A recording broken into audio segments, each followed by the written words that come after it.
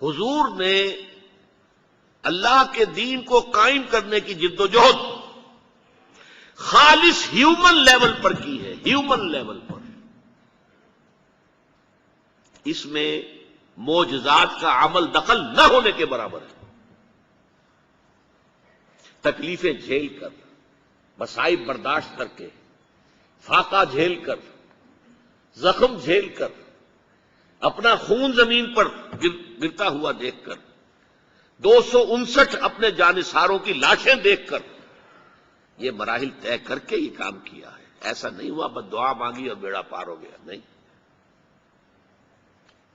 3 برس شیب بنی ہاشم کے اندر نظر بند رہے ہیں،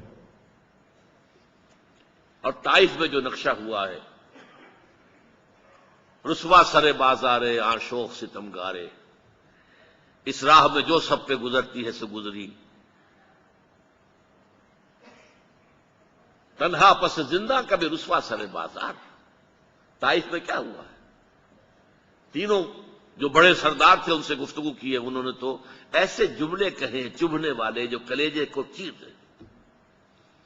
اور پھر جب اسٹریٹ ارچنز جو ہوتے ہیں، آوارہ لوگ، آوارہ لڑکے، انہیں اشارہ کیا ذرا ان کی خبر لو، یہ نبی بنے پھرتے ہیں، نبوت کا دعویٰ کر رہے ہیں، ذرا خبر لو ان کی، اور وہ پتھراؤ کر رہے ہیں۔ ساتھ صرف ایک ہے، حضرت زید ابن حارثہ۔ وہ سامنے سے آ کر روک بنتے ہیں، ڈھال بنتے ہیں، تو وہ پیچھے سے پتھر آ رہے ہیں، وہ پیچھے کی طرف سے جاتے ہیں تو آگے سے پتھر آ رہے ہیں۔ جسم لہو لہان ہو گیا، جسم کا خون بہہ کر جا کر جوتیوں میں جم گیا، غشی سی تاری ہوئی ہے، تھک کر بیٹھ گئے ہیں تو 2 گنڈے آئے ہیں، ایک نے اس بغل میں ہاتھ ڈالا، ایک نے اس بغل میں ہاتھ ڈالا، اٹھاؤ جاؤ۔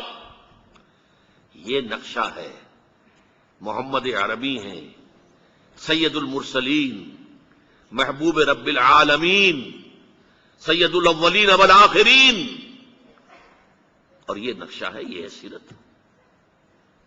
یہ کوئی بیان نہیں کرتا، کوئی بیان نہیں کرتا۔ اس تکلیف کا جو پھر جو نقشہ نکلا ہے، کہ پھر جو حضور کے قلب کی گہرائیوں سے جو دعا نکلی ہے، واقعہ یہ ہے کہ کلیجہ شک ہوتا ہے اسے پڑھتے ہوئے۔ جب وہاں سے نکل کے باہر آ گئے ہیں اور ایک باغ میں تھوڑی سی دیر کے لیے سستانے کو ٹھہر گئے، وہاں آپ کے اب دعا کی ہے، مناجات کی ہے۔ اللہم الیک اشکو ضعف قوتی وقلت حیلتی وہوانی علی الناس۔ اے اللہ تیری جناب میں فریاد لے کر آیا ہوں اپنے وسائل اور طاقت کی کمی کا، اور لوگوں کے سامنے جو رسوائی ہو رہی ہے اس کا۔ کہاں جاؤں، کس سے فریاد کروں؟ تیری ہی جناب میں فریاد لے کر آیا۔ الی من تکلنی، مجھے کس کے حوالے کر دیا ہے؟ الی بعید یتجہمنی اور الی عدو ملکت امری، کیا دشمن کے حوالے مجھے کر دیا جو چاہے کر گزرے؟ ذرا اندازہ کیجئے کہاں سے یہ الفاظ نکل رہے ہیں۔ لیکن پھر یہ فریاد جو ہے اس کا ٹرم کیا ہے؟ ان لم یکن علی غضبک فلا ابالی، پروردگار اگر تو ناراض نہیں ہے تو مجھے کوئی پرواہ نہیں، سر تسلیم خم ہے جو مزاج یار میں ہے۔ یہ میں نے ایک نقشہ دکھایا۔ حضور کی 23 برس کی زندگی جو ہے وحی کے آغاز کے بعد سے دن رات کی مشقت اور محنت، جو نقطہ سمجھنے کا ہے وہ کیا ہے؟ معجزات نہ ہونے کے برابر۔ حضور کا اصل معجزہ قرآن مجید ہے، اصل معجزہ وہ ہے۔ قرآن کے پڑھنے والے جانتے ہیں کہ کفار قریش مکہ جو ہے وہ کہتے تھے معجزہ دکھاؤ، جیسے موسیٰ کو معجزہ ملے، جیسے عیسیٰ کو معجزے ملے۔ اللہ کا فیصلہ تھا کہ نہیں دکھائیں گے، ہمارا معجزہ قرآن ہے۔ ان معجزوں کو دیکھ کر کون ایمان لے آیا تھا؟ کیا فرعون نے مان لیا تھا؟ کیا یہودی حضرت عیسیٰ پر ایمان لے آئے تھے معجزے دیکھ کر؟ جن سے بڑے معجزے ممکن نہیں ہیں، حسی معجزے، آنکھوں سے دکھائے جانے والے معجزے تو اس سے بڑے ممکن نہیں ہیں۔ مردے سے کہا جائے قم باذن اللہ، وہ کھڑا ہو جائے، چلنا شروع کر دے، مردہ قبر سے نکل آیا۔ یا یہ کہ گارے سے ایک پرندے کی شکل بنائی، پھونک ماری اور وہ اڑتا ہوا پرندہ ہو گیا۔ احیاء موتا اور تخلیق حیات، اس سے آگے کوئی شے ہے؟ باقی یہ کہ جو مادرزاد اندھا تھا ہاتھ پھیرا اور اس کی بینائی آ گئی. یہ تو چھوٹی چیزیں ہیں. مردہ کو زندہ کر دیا، اور کیا چاہیے آپ کو؟ تو کیا ایمان لے آئے لوگ؟ لوگوں نے کہا جادوگر ہے اور جادو کفر ہے، لہذا کافر ہو گیا، مرتد ہو گیا، واجب القتل ہے، سولی چڑھا دو اس کو.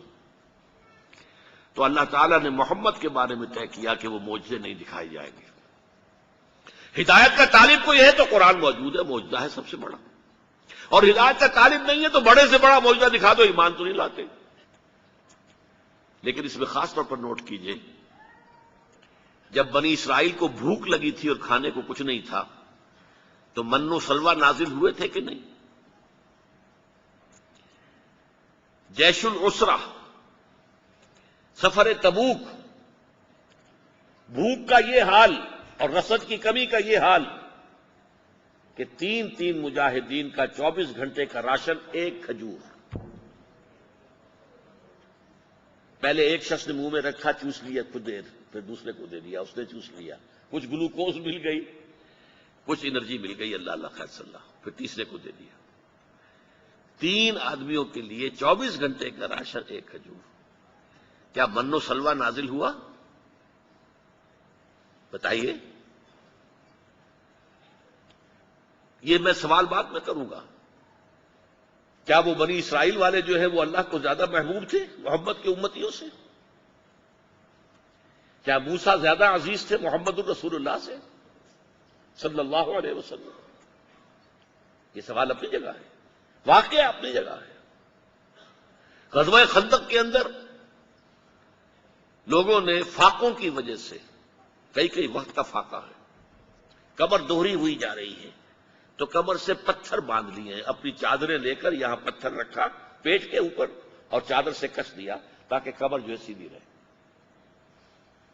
پھر حضور سے آ کر فریاد کی کہ حضور اب یہ فاقہ کشی ناقابل برداشت ہو رہی، دیکھیے ہم نے یہ پتھر باندھے ہوئے. حضور اپنا کرتا مبارک اٹھا کر دکھاتے ہیں، وہاں 2 پتھر بندھے ہوئے. یہ ساری باتیں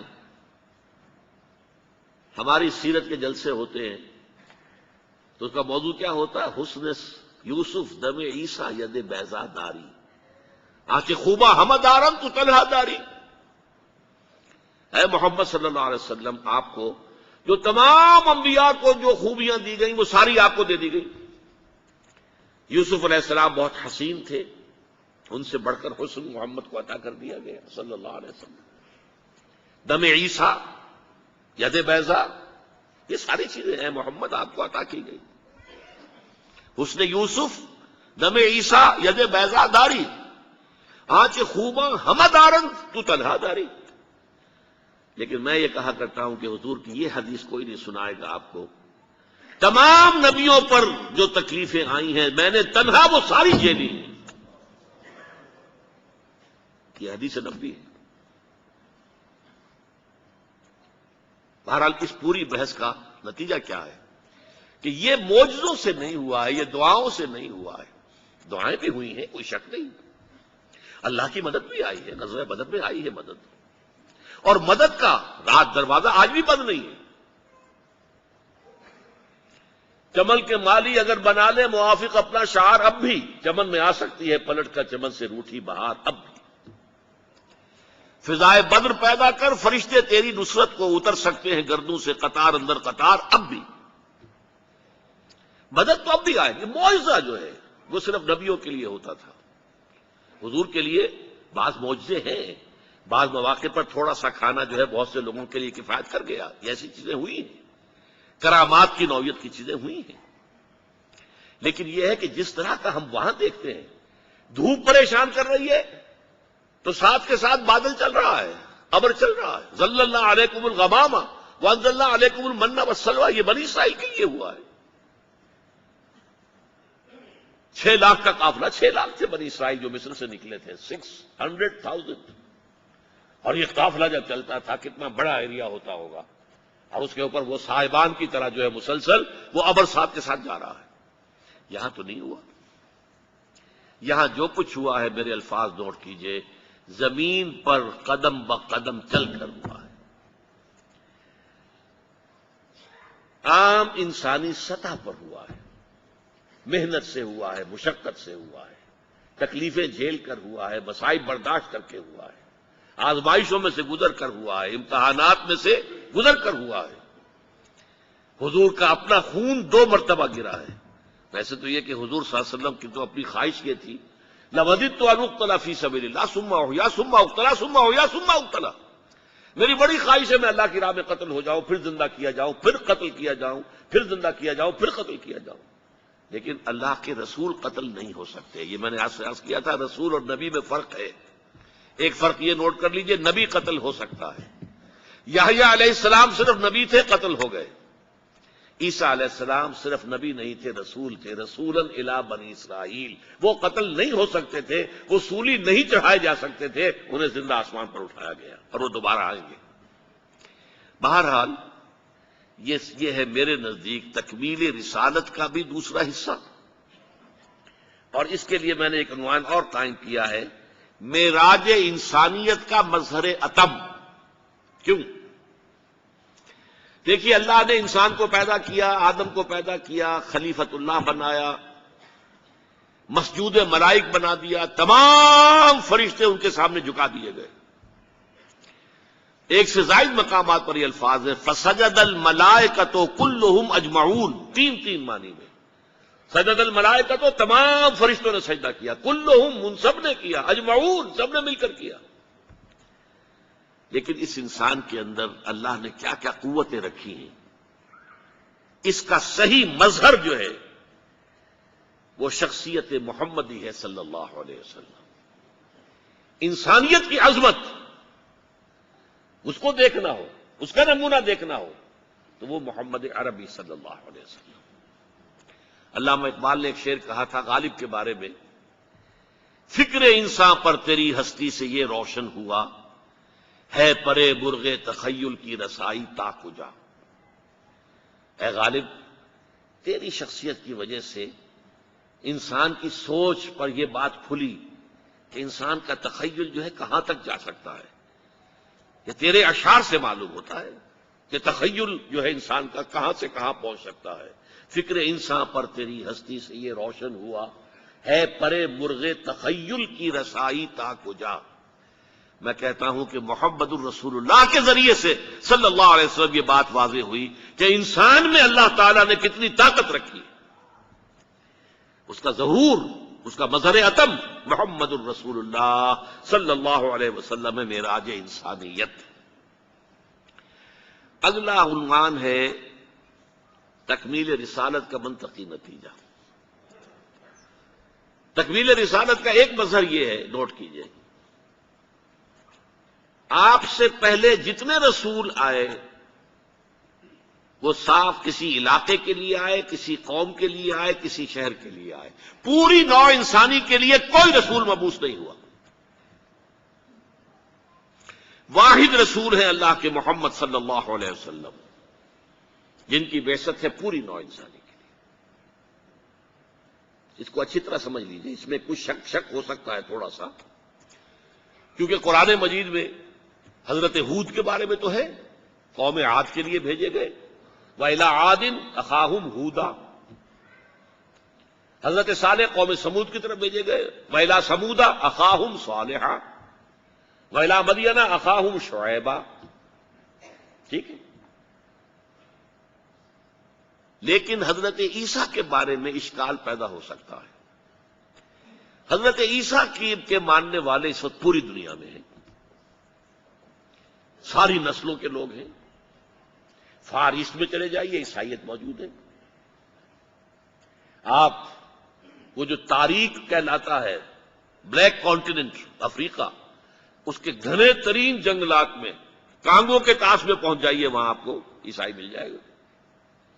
اس میں کوئی شک نہیں کہ عیسائی مشنریز نے تبلیغ کے ضمن میں جو کارنامے کیے ہیں، جہاں جہاں پہنچایا ہے، عام انسان کا وہاں پہنچنا آسان کام نہیں ہے۔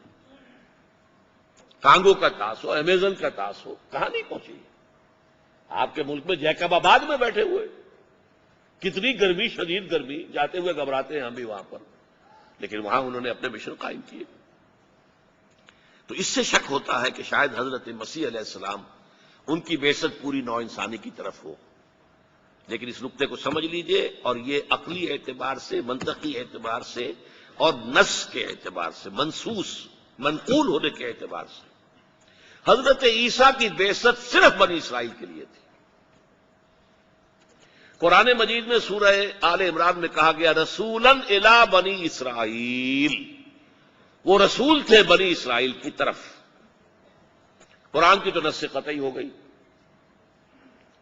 خود انجیل میں موجود ہے، حضرت مسیح فرماتے ہیں میں صرف اسرائیل کے گھرانے کی کھوئی ہوئی بھیڑوں کی تلاش میں آیا ہوں، انجیل میں موجود ہے۔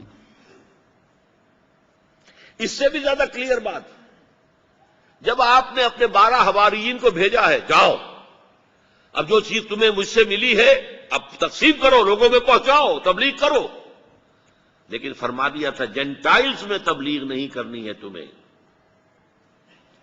یہ گوئمز اور جینٹائلز یہ اصطلاح ہے یہود کی، کہ یہودی سمجھتے ہیں کہ پورے انسان تو صرف ہم ہیں یہودی، باقی جو انسان ہیں مختلف نسلوں کے یہ انسان نما حیوان ہیں، شکلیں ان کی انسانوں کی سی ہیں، حقیقت میں یہ حیوان ہیں۔ جینٹائلز اینڈ گوئمز یہ دو اصطلاحات ہیں ان کی، لیکن جینٹائلز کو تبلیغ کرنے سے حضرت مسیح نے روکا، یہ بھی انجیل میں موجود ہے۔ بلکہ اس میں جو الفاظ انجیل میں ہیں وہ تو میں سمجھتا ہوں کہ حضرت مسیح کے الفاظ نہیں ہو سکتے، اس میں یقیناً جو ہے کہیں کسی اور نے نمک مرچ ملا دیا ہے۔ الفاظ یہ ہیں کہ کوئی شخص بھی اپنے بچوں کے حصے کی روٹی کتے کے آگے نہیں ڈالتا۔ یہ الفاظ جو ہیں میرے نزدیک حضرت مسیح کے نہیں ہو سکتے، واللہ اعلم۔ لیکن یہ ثابت ہے قرآن سے بھی رسولاً الی بنی اسرائیل، اور انجیل سے بھی کہ آپ کی بعثت تھی میں صرف اسرائیل کے گھرانے کی کھوئی ہوئی بھیڑوں کی تلاش میں آیا ہوں۔ یہ اصل میں سینٹ پال تھا۔ جیسے ہمارے ہاں عبداللہ ابن سبا یہودی، اسلام کا شدید دشمن، لیکن پھر ایک موقع پر اسلام کا لبادہ اوڑھ کر آ گیا اور اس نے مسلمانوں کے اندر رخنہ پیدا کیا، بنو امیہ اور بنو ہاشم کی پرانی چپقلش کو زندہ کیا، اور کہا کہ وسیع جو ہے اللہ کے رسول کے وہ تو علی ہے، خلافت ان کا حق ہے، یہ عثمان جو بیٹھا یہ غاصب ہے، غاصب، اور ابو بکر بھی غاصب تھا اور عمر بھی غاصب تھا رضی اللہ تعالی عنہ اجمعین، نقل کفر نہ باشد۔ بہرحال اسی کے نتیجے میں حضرت عثمان کی شہادت ہوئی، پھر 4.5 برس تک مسلمان آپس میں لڑے، 1,00,000 مسلمان حضرت علی رضی اللہ تعالیٰ عنہ کے عہد خلافت کے دوران 4.5 سال میں 1,00,000 مسلمان ایک دوسرے کی تلواروں اور نیزوں سے ختم ہوئے۔ تو وہ جو سیلاب چل رہا تھا اسلام کا، تھمتا نہ تھا کسی سے سیل رواں ہمارا، جو اسلام کا ایڈوانس چل رہا تھا رائٹ اور لیفٹ دونوں طرف، وہ رک گیا انٹرنل سیبوٹاج کے نظریے میں، ورنہ اسی وقت پوری دنیا میں بول بالا ہو چکا ہوتا اللہ کے دین کا۔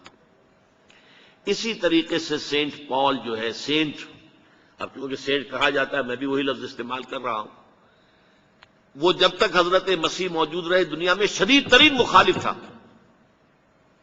جب حضرت مسیح کو اللہ نے اٹھا لیا، اب وہ لبادہ اوڑھ کر کے مجھے مکاشفہ ہوا ہے، مسیح سے ملاقات ہوئی ہے اور مسیح پر میں اب ایمان لے آیا ہوں، اور مسیح نے مجھے یہ حکم دیا ہے اور یہ مقام عطا کیا ہے، پھر وہ ان کا سب سے بڑا لیڈر بن گیا۔ اور اس نے جو تبدیلیاں کی ہیں، حضرت مسیح کے دین کو ختم کر دیا۔ عبداللہ ابن سبا بھی ختم کر دیتا ہمارے دین کو، لیکن یہ دین آخری تھا، اللہ نے اس کی حفاظت کی ہے۔ لیکن سینٹ پال نے حضرت مسیح کے دین کو ختم کر دیا، توحید کو تثلیث سے بدل دیا، یہ سینٹ پال نے کیا ہے۔ حضرت مسیح کے کسی قول کے اندر جو ہے تثلیث موجود نہیں ہے۔ چاروں اناجیل آپ پڑھ جائیے، اناجیل اربعہ، متی کی ہو یا جون کی ہو، کوئی بھی ہو، کہیں نہیں ہے آپ کو کوئی جملہ ملے گا تثلیث کا۔ یہ سینٹ پال کی جو ہے ایجاد ہے۔ نمبر 2، شریعت ساقط۔ حضرت مسیح یہ کہہ کر گئے تھے کہ جو موسیٰ کی شریعت ہے وہ تم پر بھی لاگو رہے گی، نافذ رہے گی۔ انہوں نے کہا نہیں، شریعت موسوی ساقط۔ اور نمبر 3، اس کی تبلیغ کا دائرہ جینٹائلز میں، نان جیوز کے اندر اس کا دائرہ وسیع کیا ہے، ورنہ ازرو قرآن، ازرو انجیل، حضرت مسیح کے اپنے قول کے مطابق حضرت مسیح کی بعثت بھی رسولاً الی بنی اسرائیل تھی۔ پہلے اور آخری رسول ہیں محمد صلی اللہ علیہ وسلم، جن کی بعثت ہوئی ہے پوری نوع انسانی کے لیے۔ میں نے وہ آپ کو آیات شروع میں سنائی تھی، یہ مضمون قرآن مجید میں 5 مرتبہ آیا ہے، لیکن مختلف الفاظ میں آیا ہے۔ سب سے کلیئر جو ہے سورہ سبا کی آیت ہے، وَمَا أَرْسَلْنَاكَ إِلَّا كَافَّةً لِلنَّاسِ بَشِيرًا وَنَذِيرًا۔ اے محمد صلی اللہ علیہ وسلم، ہم نے آپ کو نہیں بھیجا ہے مگر تمام انسانوں کے لیے بشیر اور نذیر بنا کر، تمام انسانوں کے لیے، کافۃ للناس بشیرا ونذیرا، وما ارسلناک الا رحمۃ للعالمین۔ آپ کسی ایک قوم ایک علاقے کے لیے نہیں، تمام جہان والوں کے لیے رحمت بن کر آئے۔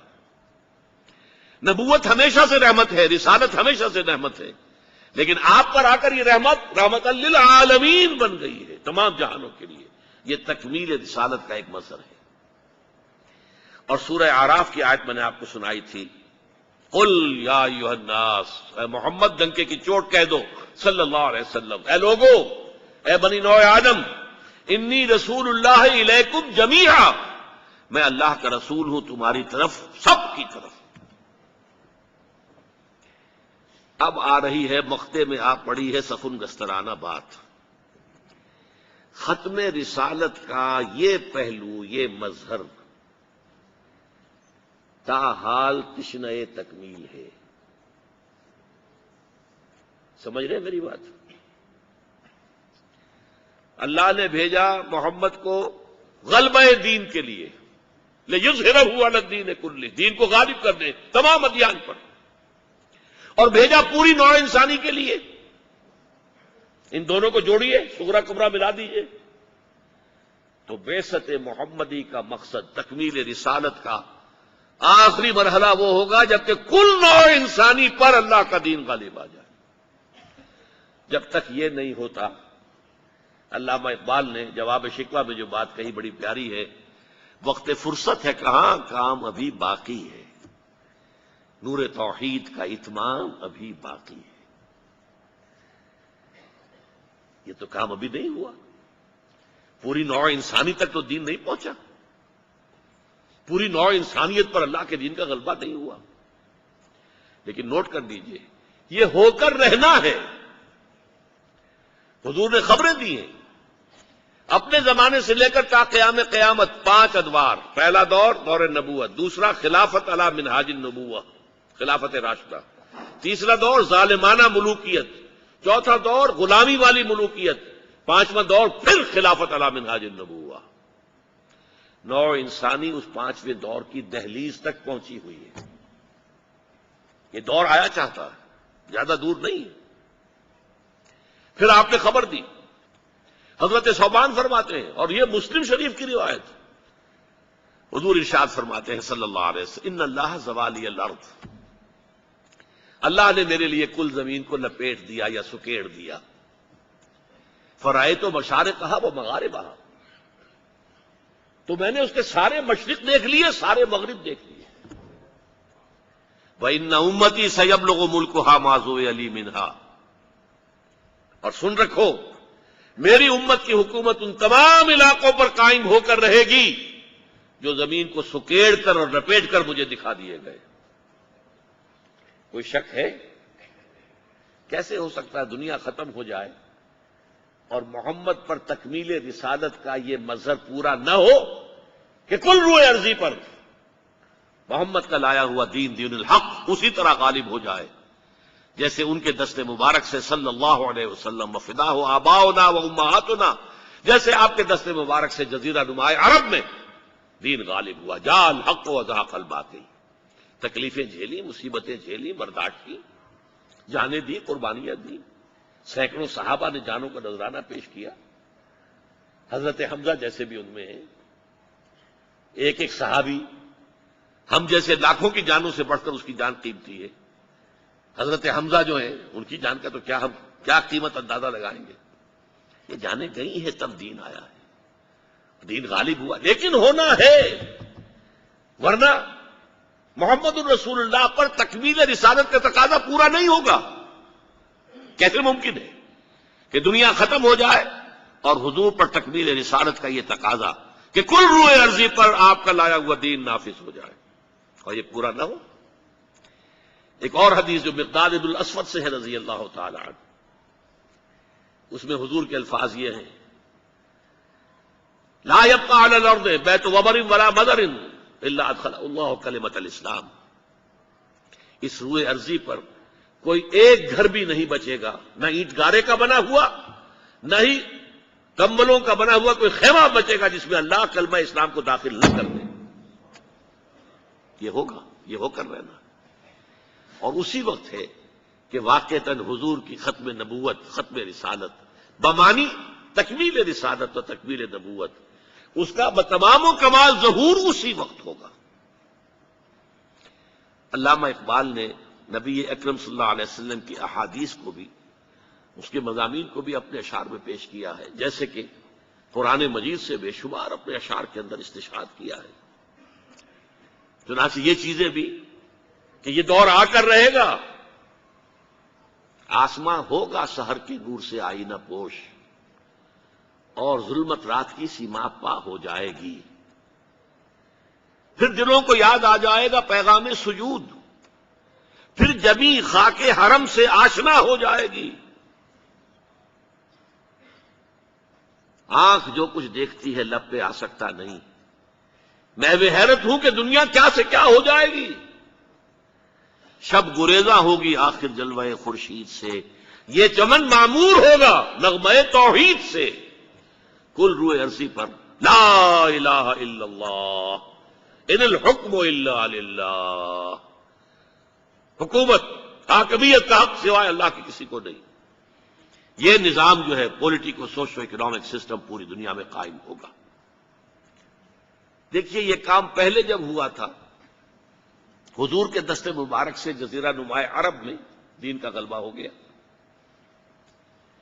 پھر آپ کے بعد اس کی ایکسٹینشن ہوئی ہے، فوجیں نکلی ہیں مشرق اور مغرب، مشرق میں عراق سے ہو کر ایران، پھر یہ پورا ملک جو اس زمانے کا خراسان تھا چین تک بات پہنچ گئی، مغرب میں شام، اور شام سے ہو کر سینائی پیننسولا سے مصر اور لیبیا ہوتے ہوتے ہوتے ہوتے اٹلانٹک اوشن تک بات پہنچ گئی۔ کہاں سے کہاں تک، از کجا تاب کجا۔ وہ تو جیسا کہ میں نے عرض کیا، فتنہ جو تھا سبائی فتنہ، اس نے انٹرنل سیبوٹاج کیا، آپس میں بھڑا دیا مسلمانوں کو، قوت ٹوٹ گئی۔ جیسے کہیں اونچائی پر ٹرک چڑھ رہا ہو اور کہیں موشن ٹوٹ جائے، تو موشن ٹوٹنے کے بعد جو ہے وہ ڈرائیور گھبراتا ہے، یہ موشن ٹوٹ گیا، تھمتا نہ تھا کسی سے سیل رواں ہمارا، وہ سیل رواں ہمارا تھم گیا اور ریورسل شروع ہو گیا۔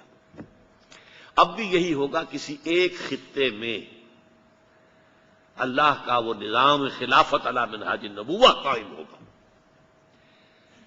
جہاں تو اس بات کا تعلق ہے کہ ایسا ہونا ہے، یہ یقینی ہے، اس میں کسی شک و شبے کی گنجائش ہے ہی نہیں۔ کب ہوگا یہ ہم نہیں کہہ سکتے، کتنی قربانیاں دے کر ہوگا یہ ہم نہیں کہہ سکتے، ابھی کتنے اپس اینڈ ڈاؤنز آ جائیں گے یہ ہم نہیں کہہ سکتے۔ اسی طریقے سے کچھ اشارات ہیں کہ یہ خطہ آپ کا، یہ پاکستان اور اس سے ملک سرزمین افغانستان، یہاں سے آغاز ہوگا۔ اب اگرچہ موجودہ حالات بڑے تباہ کن ہیں، افسوسناک ہیں، ریورس گیئر لگ گیا ہے، طالبان کے بارے میں ریورس گیئر لگا، جہاد کشمیر پر ریورس گیئر لگ گیا۔ اب اللہ نہ کرے، لیکن یہ کہ بش صاحب نے حکم دے دیا ہے اپنے جو کارکن ہیں انہیں، سیکرٹ ایجنسی کے لوگوں کو، ایسی تیاری مکمل کر لو کہ اگر ذرا بھی اندیشہ ہو کہ پاکستان کے جو ایٹمی صلاحیتیں ہیں ان تک جو ہے یہ فنڈامنٹلز کی رسائی ہو سکتی ہے تو فوراً قبضہ کر لیں۔ اس کا بھی ہو گیا۔ اب سود کے بارے میں جو ہماری پیش رفت ہوئی تھی اس پر بھی ریورس گیئر لگ گیا۔ وہ فیصلہ ابھی اناؤنس تو نہیں ہوا، لیکن معلوم ہے کہ کیا فیصلہ ہے، کون نہیں جانتا کہ کیا ہے۔ تو حالات بڑے نامساعد ہیں، ناموافق ہیں، لیکن اور بھی دور فلک ہیں ابھی آنے والے۔ ناز اتنا نہ کریں ہم کو ستانے والے، جو تھا نہیں ہے، جو ہے نہ ہوگا، یہی ایک حرف محرمانہ۔ ظاہر بات ہے کہ جو کوئی حالات بھی ہمیشہ کے لیے نہیں ہوتے، لیکن میں یقین کے ساتھ کہہ سکتا ہوں کہ انشاءاللہ العزیز اسی خطۂ ارض سے، اس لیے کہ اللہ تعالیٰ نے 400-500 سال سے اس کی تمہید کی ہے، تو اللہ کرے گا، لیکن پس باعث درد کے درجے میں کہوں گا، ہم میں سے ہر شخص کا فرض یہ ہے کہ اس کے لیے کمر کس لے۔ دنیا میں کیا ہوتا ہے کیا نہیں ہوتا یہ میرے اور آپ کے اختیار میں نہیں ہے۔ میں جو کچھ کر سکتا ہوں، آپ جو کچھ کر سکتے ہیں، جو بھی آپ کے اختیار میں، اس کے لیے آپ عند اللہ مسئول ہے، ذمہ دار ہیں۔ پہلی بات یہ کہ طے کریں ان صلاتی و نسکی و محیای و مماتی للہ رب العالمین، میری نماز اور میری قربانی اور میری زندگی اور موت اللہ کے لیے۔ اب اللہ کے لیے جینا ہے، اللہ کے لیے مرنا ہے، اللہ کے دین کو قائم کرنا ہے۔ سیرت النبی سے یہ سبق لینا ہے، یہ اسوہ رسول ہے۔ اسی لیے لقد کان لکم فی رسول اللہ اسوۃ حسنہ والی آیت کہاں آئی ہے؟ غزوہ احزاب کے ضمن میں آئی ہے، جس موقع پر حضور نے 2 پتھر باندھے ہوئے تھے اپنے پیٹ سے، وہ نقشہ دکھایا گیا ہے۔ لقد کان لکم فی رسول اللہ اسوۃ حسنہ۔ ہم کوئی تکلیف جھیلنے کو تیار نہیں، کوئی قربانی دینے کو تیار نہیں۔ پہلا کام یہ ہے کہ اب اپنی معاش اور اپنی معاشرت کو حرام سے پاک کریں، کوئی سودی لین دین ہے ختم کریں اسے۔ پردہ نہیں ہے گھر میں، پردہ نافذ کریں، شریعت کے احکام ہے۔ کوئی ہمارے ہاں قانون نہیں بنا ہے آج تک جس نے پردے کو ممنوع قرار دیا، اگر چھوڑا ہے تو ہم نے خود چھوڑا ہے، ذمہ دار ہم نہیں۔ کوئی قانون ایسا نہیں بنا کہ بینک سے لازماً سود کے اوپر قرضہ لے کر اپنی دکان زیادہ چمکاؤ، کاروبار زیادہ بڑھاؤ، کوئی قانون نہیں ہے۔ جو کرتا ہے خود کرتا ہے، ذمہ دار ہم ہیں۔ اسی لیے ہمارے اوپر اعمالکم اموالکم، حضور نے فرمایا تمہارے اپنے عمل تمہارے اوپر حکمران ہو جاتے ہیں۔ کما تکونون کذالک یؤمر علیکم، جیسے تم خود ہوگے ویسے ہی تم پر حاکم مسلط کر دیے جائیں گے۔ تو پہلا کام ہے انفرادی توبہ، خود طے کریں جینا مرنا اللہ کے لیے، اور سب سے پہلے اپنی زندگی میں اسلام کو نافذ کریں۔ پھر نمبر 3، اب تلاش کریں کوئی قافلہ، کوئی جماعت جو دین کو قائم کرنے کے لیے اور صحیح طریقہ پر قائم کرنے کے لیے جد و جہد کر رہی، اس میں شامل ہو۔ علیکم بالجماعہ، حضور نے فرمایا تم پر لازم ہے جماعت کی شکل اختیار کرنا۔ انی آمرکم بخمس اللہ امرنی بہن، مسلمانوں میں تمہیں 5 باتوں کا حکم دے کر جا رہا ہوں، اور یہ اللہ نے مجھے حکم دیا ہے، اپنے طور پر نہیں دے رہا ہوں۔ بالجماعت والسمع والطاعت والہجرت والجہاد فی سبیل اللہ۔ یہ حدیثیں آپ کو نہیں سنائی گئی، 5 باتوں کا حکم دے رہا ہوں، جماعتی شکل ہو، اور جماعت بھی سم و طاعت والی، لسن اینڈ اوبے، ڈسپلن جماعت، وہ ہجرت بھی کرے گی، جہاد بھی کرے گی۔ تلاش کیجیے، خود تلاش کریں، اس کا مطالعہ کریں، دیکھیں۔ اس میں میں صرف آپ کی مدد کر سکتا ہوں۔ 4 چیزیں ہیں جو دیکھنی چاہیے۔ اس جماعت کا ڈکلیئرڈ گول ہونا چاہیے اقامت الدین، دین کو قائم کرنا، دین کو غالب کرنا، لیظہرہ علی الدین کلہ، جس کے لیے محمد بھیجے گئے صلی اللہ علیہ وسلم، اس کی تکمیل کرنا، نتھنگ شارٹ آف دیٹ۔ ورنہ کام تو اور بھی بہت اچھے ہیں، تعلیم کا، تدریس کا، تبلیغ کا، خلق خدا کی خدمت کا، بڑے اچھے کام ہیں، لیکن نہیں، ڈکلیئرڈ گول ہونا چاہیے اللہ کے دین کو نافذ کرنا ہے، قائم کرنا۔ نمبر 2، اس کا ڈسپلن مضبوط ہونا چاہیے۔ نمبر 3، ان سے پوچھئے طریقہ کار کیا ہے آپ کے سامنے، وہ طریقہ کار اسوہ رسول سے اخذ کیا جانا چاہیے۔ لقد کان لکم فی رسول اللہ اسوۃ حسنہ۔ اور نمبر 4 یہ کہ اس کی قیادت کے قریب جا کر سونگھئے کہ خلوص کی خوشبو آتی ہے یا نہیں آتی۔ کہیں ایسا تو نہیں محسوس ہوتا کہ ہیں تو باتیں تو اچھی ہیں لیکن دھندا ہے، یہ دنیا کمانے کا ذریعہ بنایا ہوا ہے۔ 4 چیزیں اگر کہیں پر کسی درجے میں بھی پوری ہو جائیں، آپ پر لازم ہے اس جماعت میں شریک ہونا، اور اس جماعت میں شریک ہو کر اور پھر دین کے غلبے کی جد و جہد کرنا۔ 10 جماعتیں ہوں، 20 جماعتیں، کوئی پرواہ نہیں۔ ایک جماعت صرف نبی کی ہوا کرتی تھی، نبی کی جماعت کے اندر جو شامل نہیں وہ کافر، نبی کی جماعت کو جو چھوڑ گیا وہ مرتد۔ لیکن یہاں نہیں ہے معاملہ، اب کوئی نبی نہیں ہے، اب تو در حقیقت آپ کی جماعت ہے، کسی اور کی جماعت ہے، کسی اور کی آپ دیکھیے جو آپ کو پسند آئے۔ جو دل کو لگے، کام کرنا ہے دین کا، قافلے بے شمار ہو، کوئی حرج نہیں، لیکن کوئی شخص بھی اس جد و جہد سے بالکل علیحدہ نہ رہ جائے، بری نہ رہ جائے۔ یہ ہے میرا پیغام، سیرت النبی علی صاحب الصلاۃ والسلام کا کنکلوڈنگ جو پیغام ہے میرے لیے، آپ کے لیے، امتیوں کے لیے۔ پس چہ باید کرنا کیا چاہیے، وہ میں نے 3 نکات میں آپ کے سامنے رکھ دیا۔ پہلے طے کریں، ان صلاتی و نسکی و محیای و مماتی للہ رب العالمین۔ پھر اپنی معاش اور معاشرت میں سے غیر اسلامی چیزیں، حرام چیزیں نکال کے پاک کریں اپنی معاشرت کو اور معیشت کو۔ پھر یہ کہ کسی جماعت کے ساتھ منسلک ہو کر اور ایک جماعت کی شکل میں منظم ہو کر جد و جہد کریں کہ یہاں پہ اسلامی انقلاب آئے۔ اب ظاہر بات ہے کہ اس کے لیے حضور کا طریقہ کیا ہے، اس کو بیان کرنے کا یہ موقع نہیں ہے۔ میں آپ حضرات کا بہت ہی ممنون ہوں۔ ابھی جناب مظفر وارثی صاحب تشریف لائے ہوئے ہیں، لیٹ ہو گئے تھے، ورنہ ان کی نظم جو ہے آپ پہلے سنتے، لیکن اب اچھا ہے، اب آپ جو بھی ذرا ثقیل باتیں آپ کے سامنے آئی ہیں تو کچھ آپ کے لیے ذرا ایک دوسرا نقشہ بھی سامنے آ جائے، اس کے بعد پھر دعا کریں گے اور دعا پر پھر محفل کا اختتام ہوگا۔